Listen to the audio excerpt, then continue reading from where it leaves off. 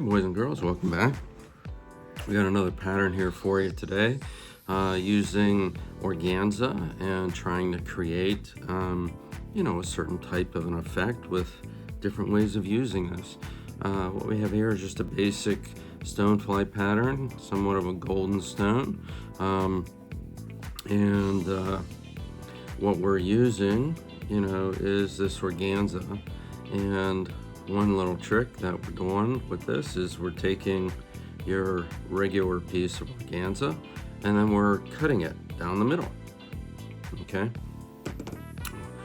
And we're using that as like a ribbing, and that's kind of what all these little frilly fibers are.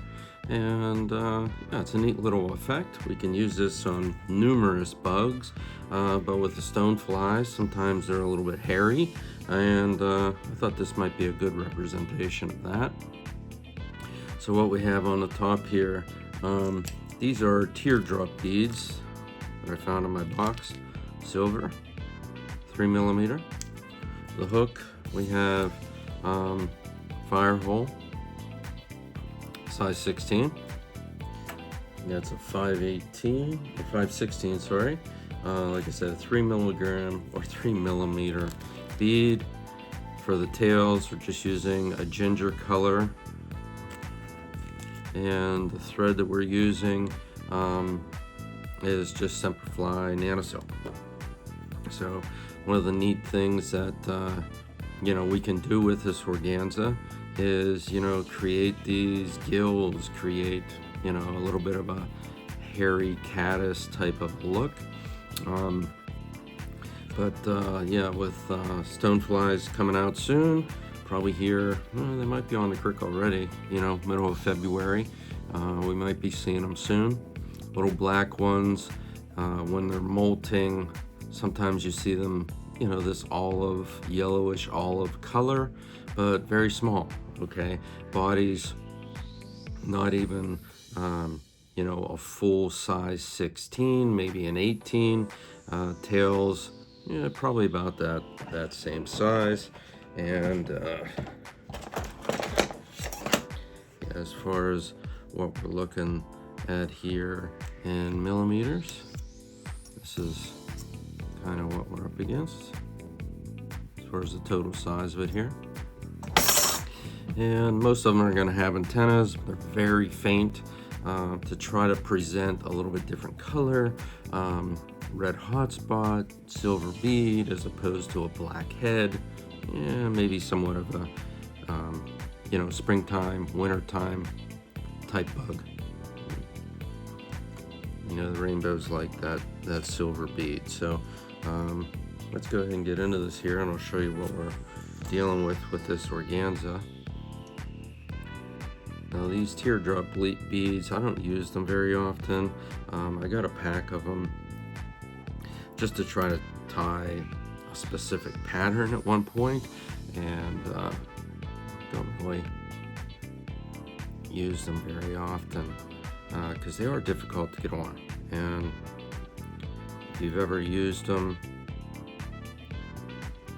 the back side of the bead takes up a lot of material. So what I end up doing is I put them all on a block of foam, hang them upside down, and then I'll just drop a tiny drop of super glue into the back of the bead there, let them sit and dry out, and then I can use them whenever I want. That's the easiest way to get them on there.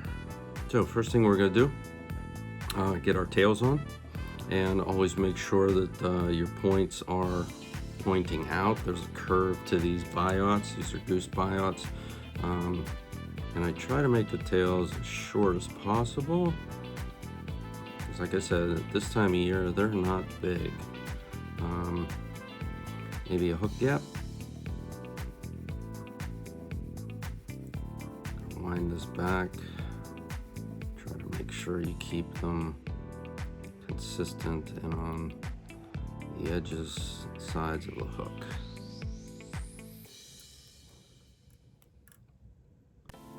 Trouble though.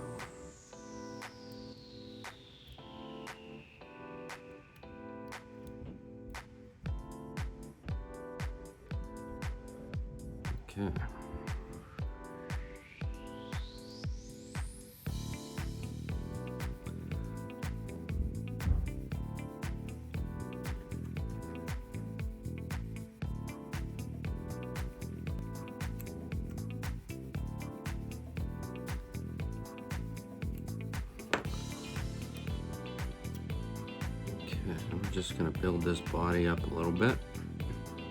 Consistency is key.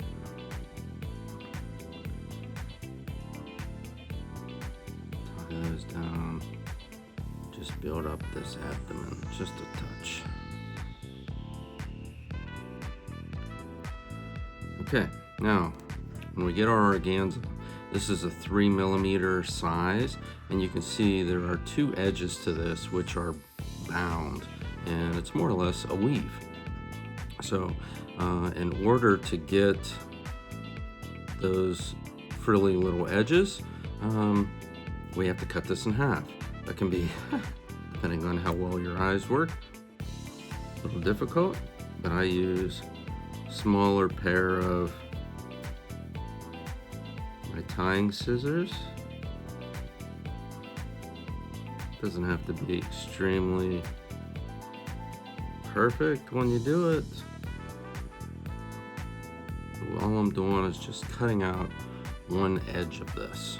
Okay, I'm cutting out this right side and leaving the fibers a little bit longer on the other.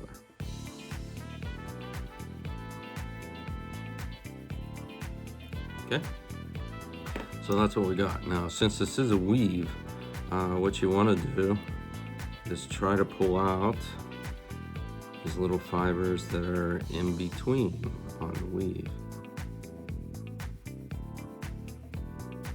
Pull those out and see how that exposes that.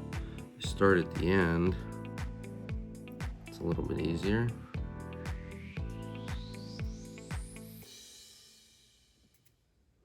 You can pull out as many or as few as you want, depending on the effect that you want.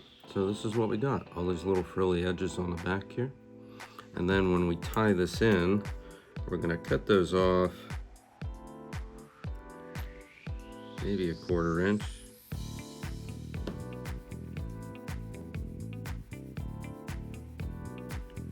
Just so that we can have this little tie-in tag, okay?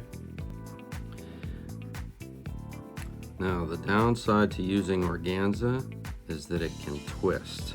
So, depending on which way you want these attached,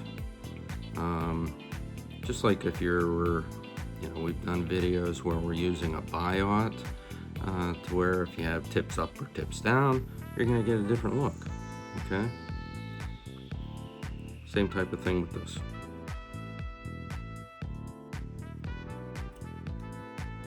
Finish off that taper. Tie this off. And hang it. Okay, now if we kept tips going forward and we wrap it, we're just going to be covering those up, if you can see that.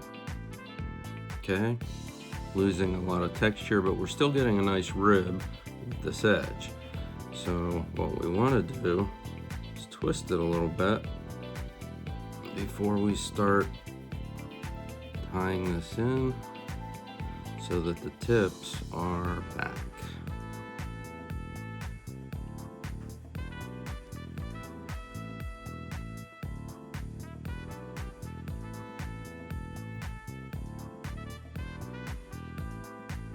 There we go. Okay, so that these little fuzzy fibers will lay over the last wrap. And all I'm gonna do is wrap these up somewhat open spaces so that I can still see that black underneath. Give it a little bit of,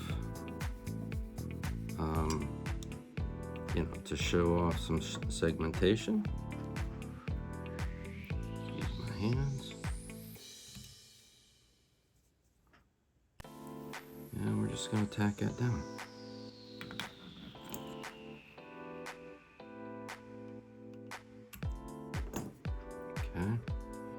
The downside that we're using with this organza is it can fray a little bit, so you're always going to have these little frilly things sticking up all over the place.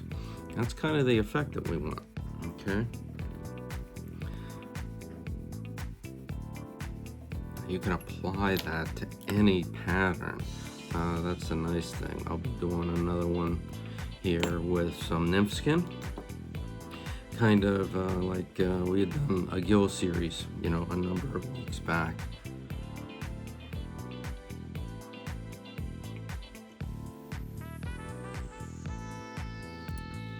Tie on our red thread, create that little hot spot.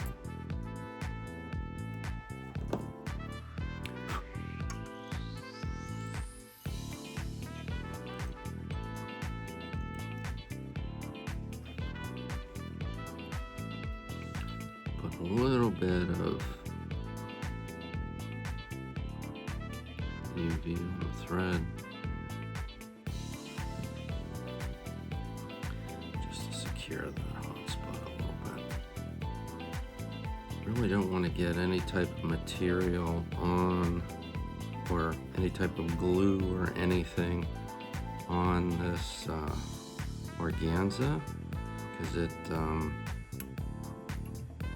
it's transparent, you know, when it gets wet. So the nice thing about this is this little gold or olive color that we're getting, you'll still see the fibers when it gets wet, and just creates a neat little effect.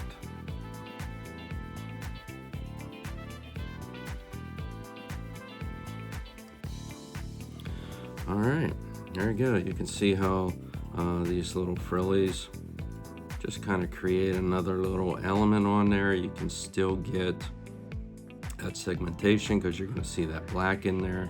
You're going to see it even more when it's wet. It just gives you that hint of that olive type color on there.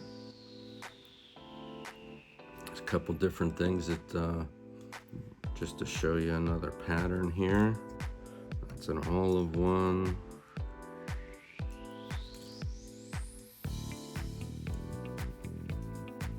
Here's a red one, and use that organza as like a hood over this center bead. We'll be doing another pattern like that, but here I used the body as red, used black to create that segmentation. That's a great little pattern.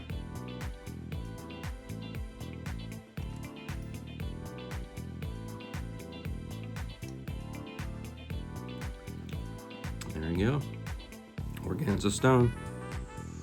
Tons of things that you can do with this material, and like I said, we'll be going through a number of different patterns in the weeks to come, but this is a simple tie, and the color that we used on this was an olive that I had dyed.